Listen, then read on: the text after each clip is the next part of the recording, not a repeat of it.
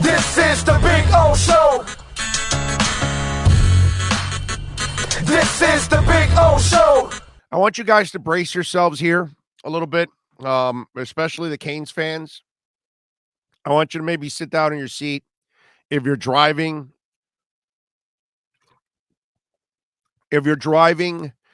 you may want to park. If you're a real rabid Canes fan, you may not like what I'm about to say. You may not like what you're about to hear. You may not want to believe what I'm about to say. And listen, I'm far from perfect. I get a lot of things wrong. So, it's not the first time that I'll be wrong. And obviously, once in a blue moon, we're right. So, the Miami Hurricanes need to find a head coach now, right? If they fire Manny. Now, we all know that this is a scenario. If they don't fire Manny, then they're going by the cheap route. Now, I do want to remind you, for the Canes, if they're going to go the cheap route, okay? Right now, Florida, USC, Washington, Troy, Vatech, FIU, UMass, Akron, TCU, Washington State, and LSU all need head coaches, okay? Texas Tech, UConn, and UMass, they also fired their coaches or lost them, but they already have replaced them. The Baylor assistant, Joey McGuire, is going to go to Texas Tech. Jim Mora is going to UConn, and Don Brown is expected to be hired by UMass. Now, everybody's talking about Mario Cristobal. People are talking about Lane Kiffin. And those are the two most popular names that Canes fans are talking about. Okay? Now, first of all, let me address Lane Kiffin. All right? Lane Kiffin, I love his offensive mind. I really do. I think he is perfect for today's college football. He understands how to attack defenses. I think he's marvelous when it comes to his offense, okay?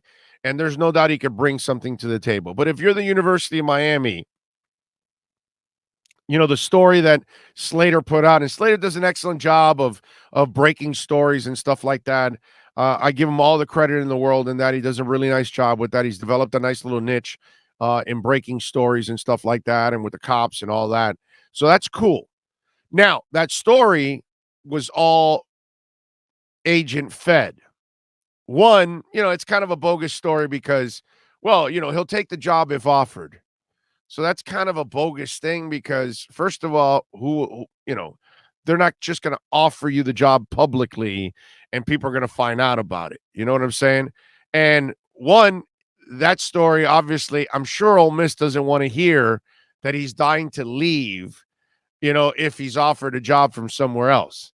And if you're the University of Miami, why would you hire a guy that's a gypsy that never stays anywhere anyways?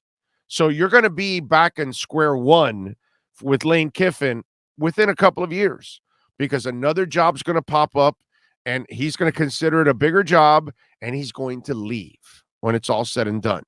So, and he can't be trusted. Let's be honest. As creative as he is, if you're the University of Miami, you're trying to find some stability, some longevity, something you have not been able to find, right? So that, to me, Lane Kiffin is a guy that if you take a chance, you're going to be replacing him very soon for either not meeting expectations or two, he leaves because he finds another job that he feels is better and he moves on. Could be another SEC job. And by the way, for Lane, it's a terrible look if he leaves Ole Miss after a couple years, just like what he did at Tennessee. So that will also be a thing that if you're the University of Miami, you have to always think this guy's constantly, sleeping with the other woman. Okay? Lane is not a good option in that sense. I'm just saying, I love the offensive mind, but the longevity, what you need, it may not be there with Lane Kiffin. That's the problem. So now we move over to Mario Cristobal. Mario Cristobal is the local kid. the Columbus kid, the kid that went to the University of Miami, won a national championship, has earned his way to where he's at in Oregon. From FIU and Rutgers and Alabama and everything else, the man has he really has earned every bit of everything that he does have. All right. Now, hiring Mario Cristobal would cost a lot of money because of the buyout. You'd have to pay him a lot of money and his assistants. Correct? Now, here's the positive about hiring Mario Cristobal. You tried to get a lifer with Randy Shannon, because if Randy would have hit, he would have stayed. He wouldn't have ever gone anywhere. But unfortunately, Randy has no personality, and it's hard for him, and he wasn't able to really get it, done. So you had to move on. You've tried with all kinds of other guys. None of them stay.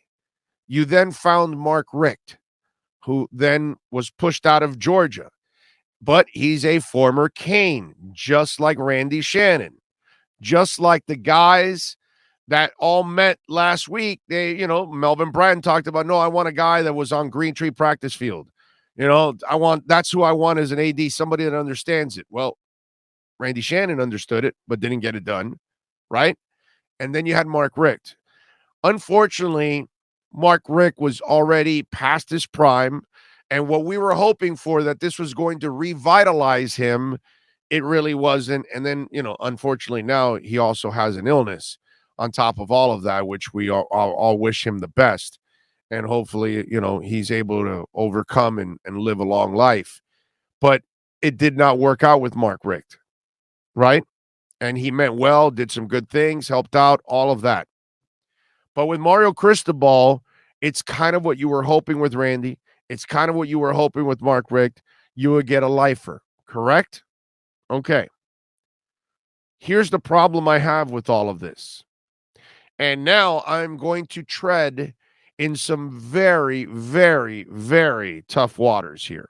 Rough waters, bumpy, windy, everything, you name it. Swells, what I'm saying? This is going to rock the boat here.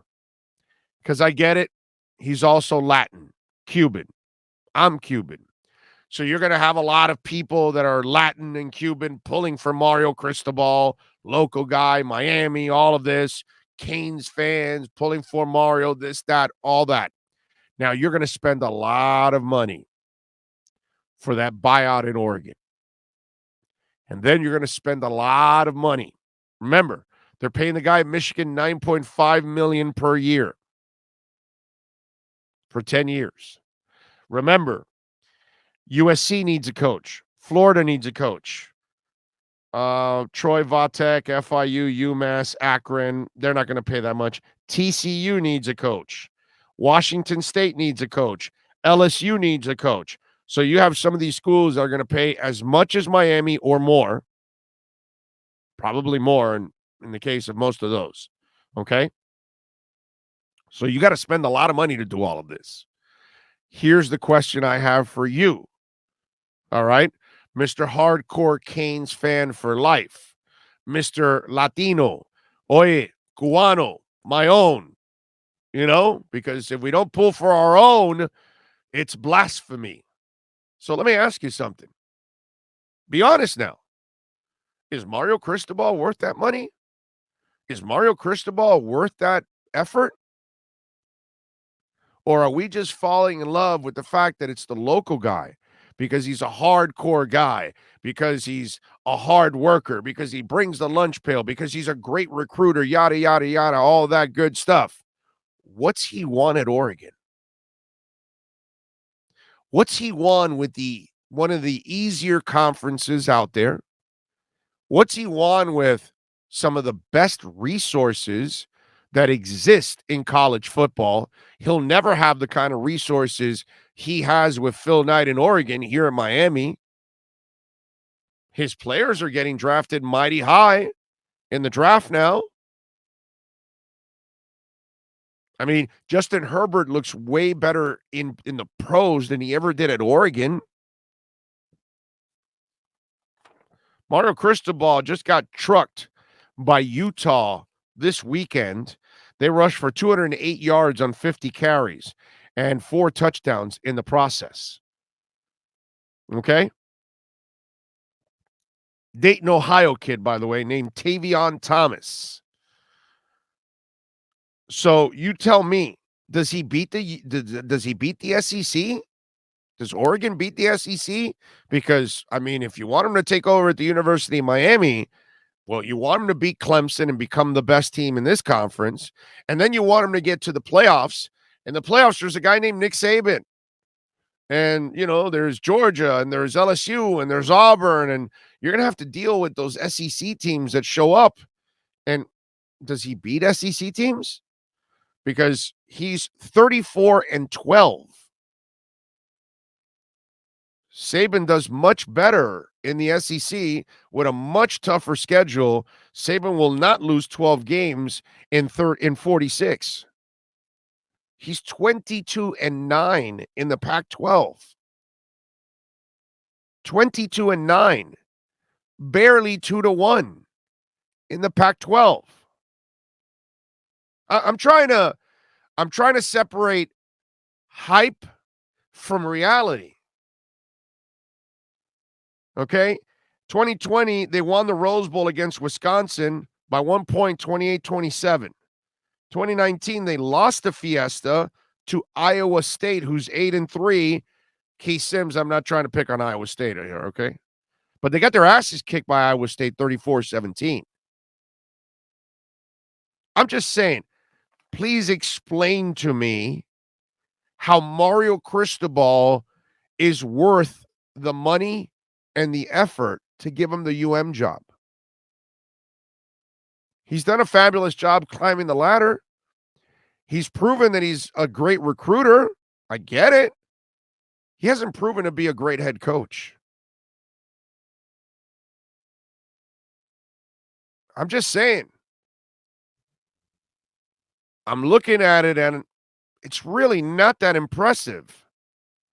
Considering the resources, considering the conference, considering that your players are getting drafted pretty high in the draft. I don't know, man. I mean, I'm just trying to be honest here. I'm trying to have the balls to say something that a lot of Latin people won't say, and maybe even some Canes fans won't look in the mirror and admit.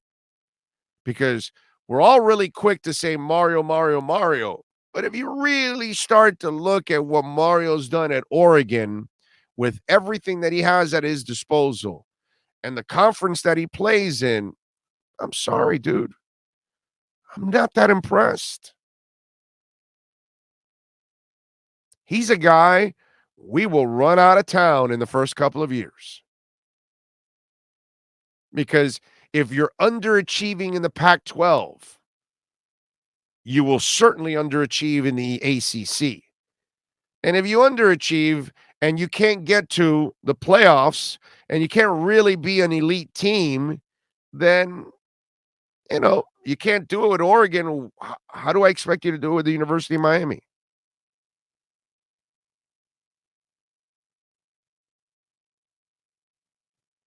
I'm just saying, be honest with yourselves.